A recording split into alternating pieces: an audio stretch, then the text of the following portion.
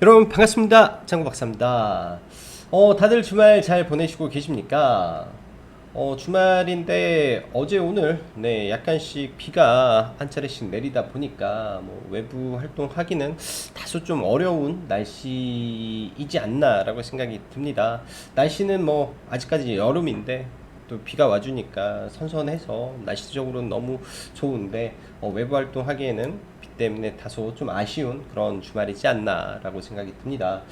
자, 지난 한 주 국내 코스닥 코스피 시장 다행스럽게도 이 지긋지긋한 한 2주 가량의 하락장을 이겨내고 잘 올라와 준 것 같습니다. 대부분의 종목군들이 바닥에서 상당 부분 많이 올라와 줬고, 또 우리가 우려를 하고 걱정을 했던 뭐 잭슨홀 미팅이라든지 뭐 한은의 금리 인상 이슈들은 사실은 제가 목요일 영상에서도 말씀드렸다시피 그런 부분은 신경 쓰지 마셔라, 아무 문제 없다라고 말씀드렸습니다. 이미 한국 증시라든지 뭐 미국도 마찬가지였고요, 뭐 기타 아시아 증시 전부 다 이 잭슨 홀에서 뭔가 파월이 뭐 테이퍼링에 대한 이야기를 할 것에 대한 두려움, 우려 속에서 매를 먼저 맞았기 때문에, 그리고 테이퍼링이라는 이 멘트는 굉장히 자주 시장에서 부각이 됐습니다. 모든 악재, 기존에도 말씀드렸다시피 모든 악재란 갑작스러운 이 악재가 굉장히 무서워요. 갑작스러운 악재, 그런 부분이 이 시장에 주는 쇼크 충격이 굉장히 단기에 크게 작용을 하는데, 일단은 테이퍼링에 대한 이슈는 벌써 뭐 수개월에 걸쳐서 나온 악재이기 때문에 시장에서 그렇게 큰 이슈로 작용하지는 않을 겁니다. 뭐 앞으로 시장 바라보면 뭐 시황적으로 볼 때는 지수야 뭐 각각의 이제 개별 이슈라든지 뭐 이런 재료 소멸적인 관점에서 더 올라갈 수는 있겠으나, 여전히 올라가더라도 박스권 장세의 흐름 속에서 주도주의 변경이 분명히 나올 거다라는 말씀을 드렸습니다.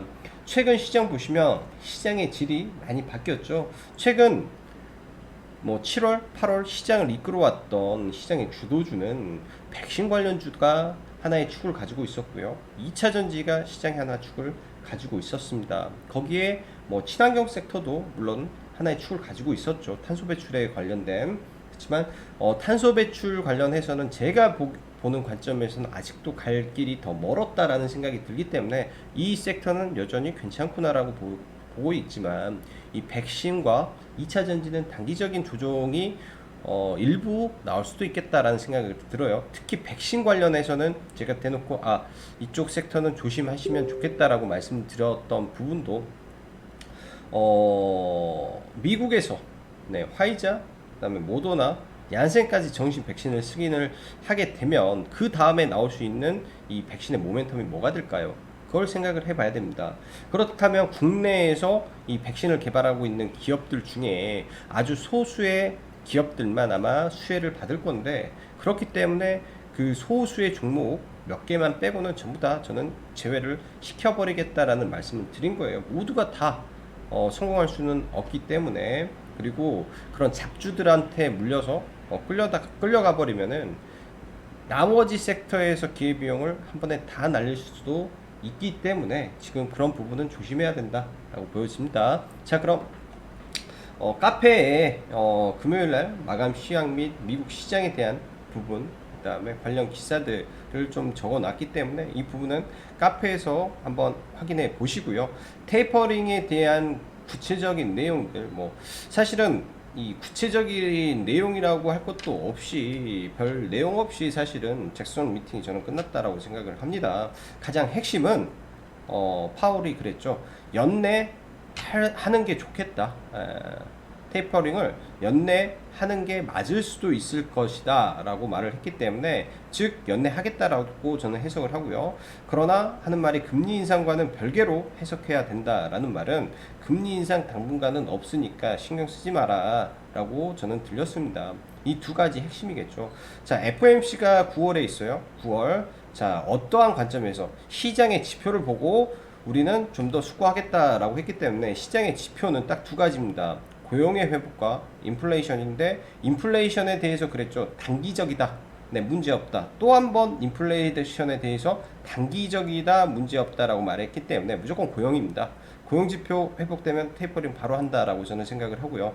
그 관점에서 9월 달에 고용이 회복될 것이냐 아니냐는 또 이것도 아주 간단한 문제라고 생각이 들어요. 실업 급여가 축소가 됩니다. 그리고 중단이 돼요.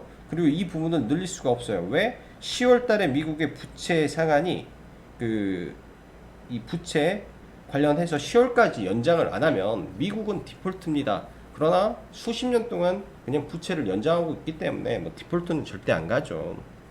절대 안 가는데 단기적으로 보유한 현금이 또 미국 정부에 없다라는 겁니다. 그렇기 때문에 이런 부분에서 실업급여를 더 연장할 수 없다. 그럼 고용은 회복된다라고 역설적으로 말할 수 있는 거죠. 그리고 그 밖에 시장을 줄 수 있는 지표로는 소비자 심리지표, 고용지표, 그 다음에 제조업 PMI, GDP 성장률이 될 텐데 이런 경제 지표들이 죄다 안 좋습니다. 네, 죄다 좋을 수가 없어요. 그러면은 이런 경제 지표들이 분명히 시장의 발목을 잡을 것이고 그렇기 때문에 시장은 신고가를 뚫는 게 아니라 박스권으로 간다라고 생각을 하면서 시장을 대응하시면 저는 좋겠다라고 보여지네요. 여기서 이제 이런 말씀 드렸죠. 경기 둔화, 피크아웃이란 이슈가 다시 나올 것이다. 올라갈 때는 종목수 줄이고 현금화하고 또 박스권 하단에서는 매수하는 전략으로 가면 이 시장 어렵지 않게 이겨낼 수 있을 거라고 저는 생각이 들어요. 생각보다는 그렇게 어려운 시장이 아닙니다.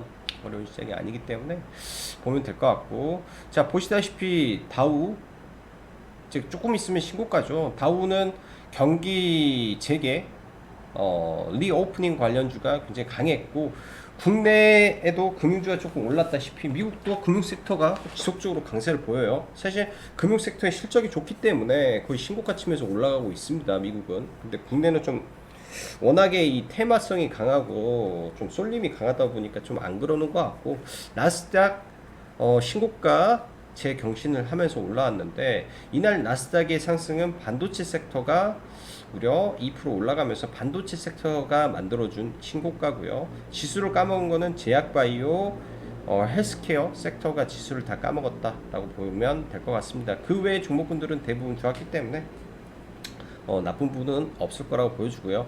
국내 시장 금요일날 이제 장중에는 하락 종목 수가 900개를 넘는, 이 구간에서 하락 종목 수가 900개 이상이 벌어졌던 그런 모습이었습니다.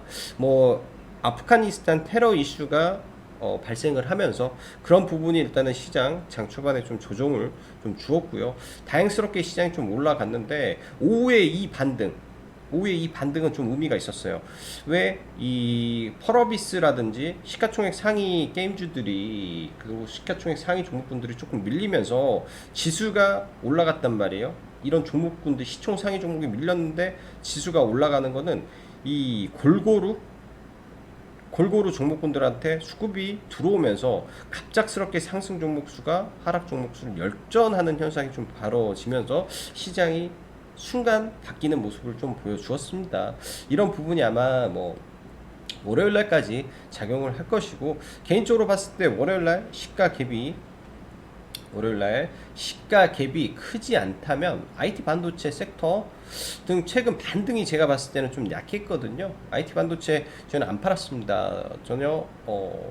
저는 좋다라고 생각을 하고 있고, 실적 모멘텀 그대로 유지된다. 그리고 삼성은 미국에 투자한다 라고 생각을 해보면 전혀 흔히 말해서 쫄릴 게 없는 섹터라고 저는 생각이 들어요.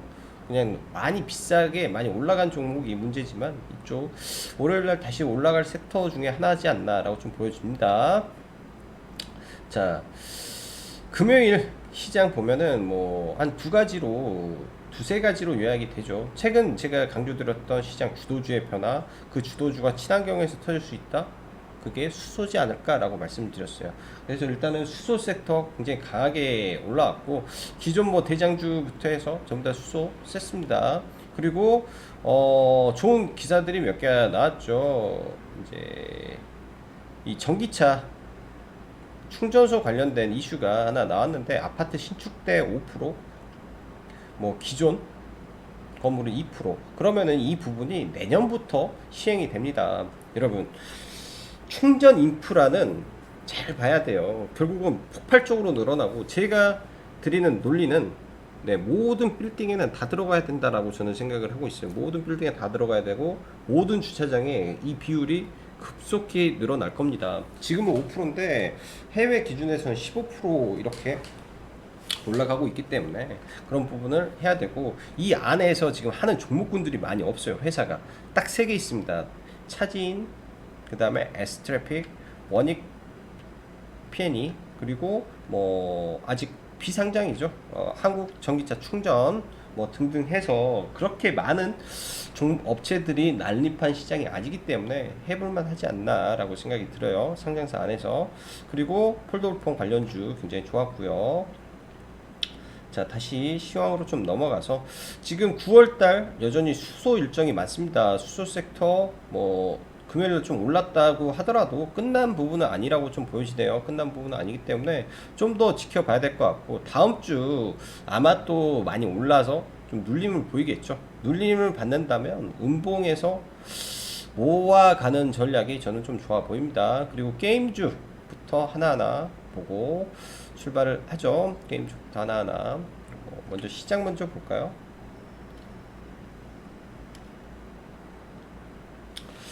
일단은 코스닥 지수를 먼저 보면은, 코스닥이 코스피보다 강한 반등을 보였죠. 중심까지 올라왔기 때문에 아마 갭을 좀 들 텐데, 1040포인트 언저리에서는 저는 물량을 줄여야 된다, 좀 조심해야 된다라고 보여주고, 갭이 그렇게 크지 않는다면 네, 한번 해볼만 하는 자리일 것 같아요. 웬만한 종목분들, 근데 이제 반등해서 나오는 차익 매물도 있을 것이고, 또 신규 들어오는 매수도 있을 거라 종목별로 약간 희비는 갈릴 걸로 보여집니다. 그러나 제약바이오는 아니다 정도. 자, 코스피 기준에서도 일단 3200포인트를 돌파하냐 마냐의 여부인데, 사실은 이 코스피 지수의 상관관계가 삼성전자가 못 가기 때문에 지수가 좀 밀리는 거라고 생각이 들어요. 그래서 지수보다도 그냥 섹터와 종목을 보면서 가는 게 낫지 않나라고 생각이 듭니다. 지수적으로 해석을 해버리면 시총 상위 종목군들 잘 못 가고 있잖아요. 시총 상위 종목군들이 뭐 NC소프트도 막 급락 떨어져 버렸고, 뭐 코스피 시총 상위 종목군들이 좀 못 가다 보니까 지수는 안 좋은데, 그러면은 중소형주 좀 시총이 낮은 종목군들은 오히려 가기 때문에 그런 쪽으로 눈을 돌려서 대응을 하는 게 저는 현실적으로 좋겠다라고 보여집니다. 자, 펄어비스 먼저 보죠. 펄어비스. 자, 금요일날 종가 베팅을 해서 시간 외에, 그러니까 목요일날 시간 외에서 저는 팔았다라고 말씀드렸습니다. 거의 상한가 구간에서 팔았는데, 좀 아쉽더라고요. 이게 시가 베팅을 했어야 되는데 많은 고민을 했습니다. 금요일도 펄어비스가 참 잘 만들었구나 라는 생각이 들었고요. 일단 펄어비스 같은 경우는 뭐 한 차례 조정도 저는 나올 수 있다라고 보여집니다. 거래 대금이 거의 1조 육박을 했는데, 게임 출시가 일단은 조금 남아 있어서 2022년도 구간이기 때문에 한 차례 조정 정도 보이고, 뭐 기술적 반등 정도 하는 흐름에서 단기 마무리가 좀 되지 않을까라고 생각을 하고요. 반면 NC소프트죠. NC소프트 많은 이유가 있을 겁니다. 많은 이유가 있을 거예요. 분명 NC에 문제가 있었기 때문에 단기에 이렇게 곤두박질을 쳤겠죠. 단기 85만 원에서 이렇게 떨어지기는 참 우량주가 어려운데, NC소프트도 나름 악재가 크게 떨어졌다라고 저는 생각을 하고 있습니다. 그래서 뭐 이 정도 선에서 기술적 반등 흐름이 어느 정도 나올지는 모르겠어요. 기술적 반등 흐름 정도는 월요일날 예상이 되는데, 그 이후에 바닥을 잡으려면 뭔가의 변화가 좀 있어야 되지 않나라고 생각을 합니다. 원래 이 정도 떨어지면 단기 반등 정도는 나올 구간 같아요. 근데 이제 이번 펄어비스와 NC소프트를 보면서 시장이라는 게 변화에 민감하구나, 변화라는 키워드 잘 보면서 우리가 시장을 대응해야 되겠구나, 사회의 변화, 시대의 변화에 발맞춰야겠죠. 도깨비가 성공할 수 있었던 거, 아니 펄어비스가 올라갈 수 있었던 거는 메타버스 붙여온 거죠. 결국 그래픽 좀 잘 만들었는데 여기다 메타버스를 갖다 붙여버린 거예요. 결국은 시장이 원하는 재료가 나왔고, 그에 맞춰서 뭐 봤는데 그래픽도 좋네. 로블록스 제페토보다 그래픽이 좋더라 하니까 시장에서 호응을 받은 겁니다. 그래서 엄청나게 날라갔다라고 보여지네요. 자, 한 번 더 펄어비스는 저는 눌림 정도 한번 봐볼 생각이고요. 워낙 거래대금 많이 터졌죠. 이런 구간들이 돌파 구간들이라고 하는 거예요. 이 자리 굉장히 매물대가 많았던, 그리고 갭이 있었던 이런 자리들, 그러면 77,000원 언저리가 되겠죠. 77,000원 언저리 5일선 있는 자리, 이 정도에서만 단기 눌림을 한번 봐볼 생각이고요. 자, SK하이닉스, 저는 이 종목을 다시 좀 본다라고 말씀드렸습니다. 어느 설에서 제가 볼 거냐면 NC소프트, SK하이닉스는 저는 한번 파동이 더 떨어질 거라고 생각이 들어요. 네, 93,000원에서 93,000원 언저리 라인 혹은 그 부근에서 일단은 좀 기다려 보겠습니다. 한 번 더 10만원 선을 위협하는 모습이 나온다면, 그러니까 이 저점을 깨면 아마 이 아래권에서 분할 매수를 한번 생각을 해보려고 해요. 그 정도가 떨어져야, 그러니까 이 정도가 떨어져 주면은 지금은 제가 볼 때, 지금은 제 생각했던 단기 목표 최대치를 거의 다 왔습니다. 제가 회원님들한테 107,000원에서 11만원 선이 단기 목표 최대치다. 근데 저는 105,000원에서 그냥 다 팔겠다라고 말씀드렸는데, 지금 구간은 그 정도 기술적 반등인데 이게 더 떨어지잖아요.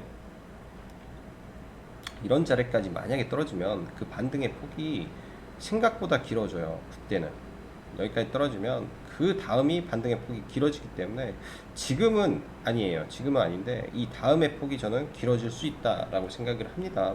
그래서 이 아래권 자리만 온다면 좀 참 좋은 구간이 될 것 같아요. 그래서 SK하이닉스 지속 관심을 좀 가지고 좀 봐볼 생각입니다. 삼성 SDI, 리비안이 상장 이슈를 만들어냈어요. 금요일날 깜짝 상장 이슈가 나오면서 리비안에서 깜짝 상장 이슈가 나왔죠. 테슬라, 제2의 테슬라라고 하는 얘가 94조 예상하고 깜짝 신청을 했다. 그러면은 삼성 SDI 떡상할까 뭐 이슈가 있는데, 원통형 배터리 납품 이슈가 있습니다. 그래서 리비안 쪽에서는 아무래도 이 배터리의 용량 자체가 많이 크기 때문에 아무래도 삼성 SDI가 되지 않을까라고 생각을 하고요.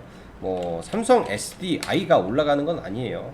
삼성 SDI가 올라가는 건 아닐 거고, 관련해서 지금 삼성 그 삼진 L&D라는 종목이 이 원통형 배터리의 이 뚜껑입니다. 원통형 배터리의 뚜껑. 그러니까 상신 EDP가 막 급등을 했었죠. 사실 상신 EDP가 급등을 했었어요. 이게 왜 올라갔냐면 원통형 배터리의 이 겉에 싸지는 부분을 하는 캡 한다라는 거, 그 다음에 신흥 SEC도 똑같습니다. 캡을 한다라는 걸로 올라왔고요. 삼진 L&D가 이 그 원통형 배터리의 뚜껑입니다. 위아래 뚜껑을 만드는 회사예요. 가스 배터리.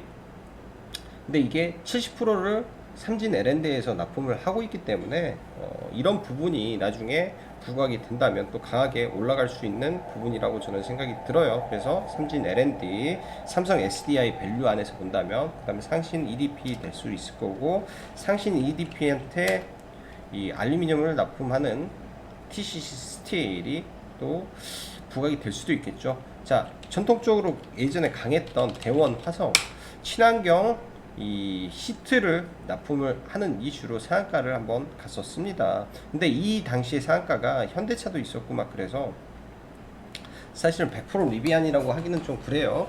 근데 일단은 과거 상한가 이력이 있는 종목이기 때문에 한번 보는 거고, 에코캡,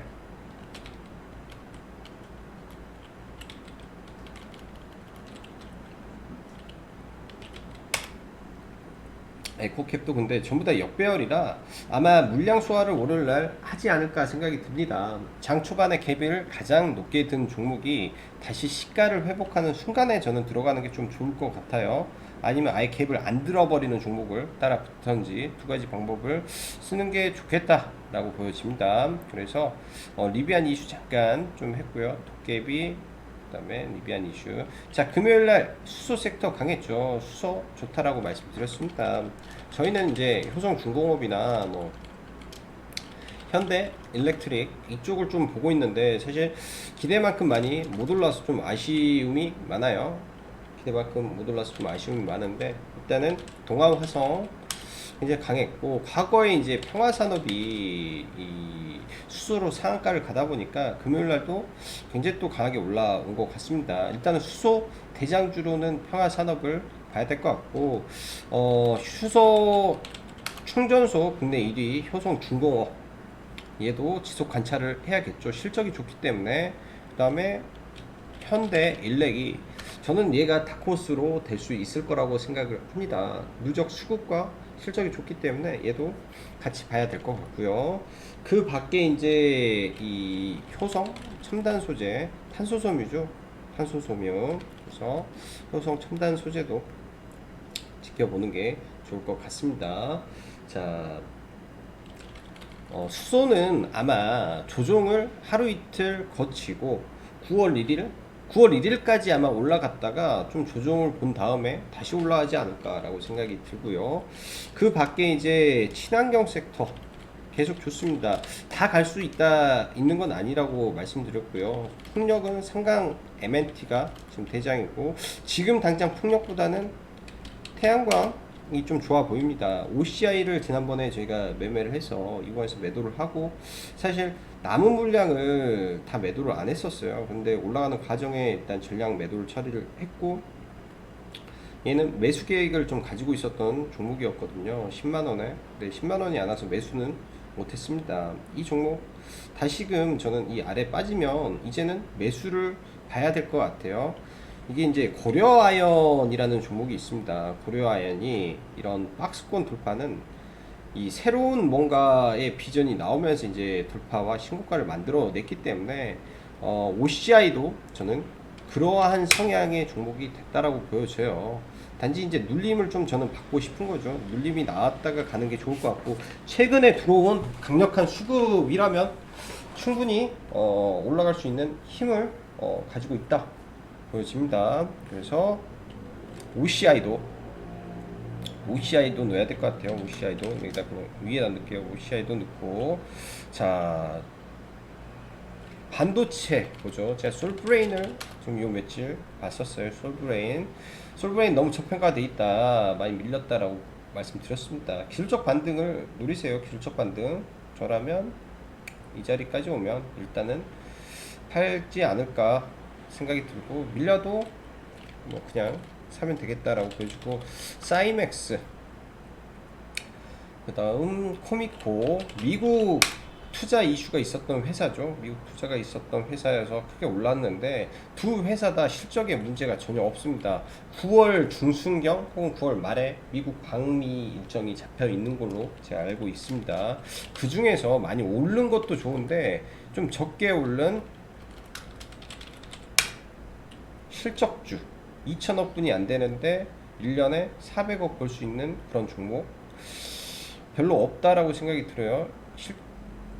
2천억 분이 아니에요. 시가총액 2천억인데 지금 200억 벌었죠. 이 정도면 그냥 2분기만 장사해도 이 종목은 할 거 다 했다라고 생각을 합니다. 완전히 적자만 까먹지 않는다면 사실 사상 최고점을 넘겨야 될 종목이라고 저는 생각이 들어요.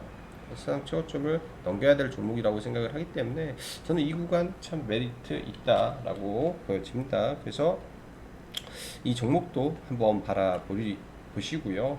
자, 전기차 충전 섹터 강조 많이 드렸고, 저희도 금요일날 사실 제가 추천드렸던 종목이에요. 디스플레이텍을 이때도 매매했었고, 매매를 계속 하고 있고 지금도 하고 있는데, 자, 밀리면 또 잡으십시오. 밀리면 또 잡고, 저는 이거의 이 설계도를 한국 BNC라고 저는 분명히 말씀드렸습니다. 설계도가 이렇게 지금 가고 있는 종목이기 때문에 한 이 정도 온 것 같아요. 이 정도 좀 눌리면 좀 봐보고요. 이렇게 100% 가는 건 아니겠지만 그만한 모멘텀을 좀 가지고 있다 생각이 듭니다. 자, S트래픽 좀 지속홀딩 하시면 언젠가는 이거 뚫고 얘도 한 3천억대 이상은 가지 않을까 싶고요.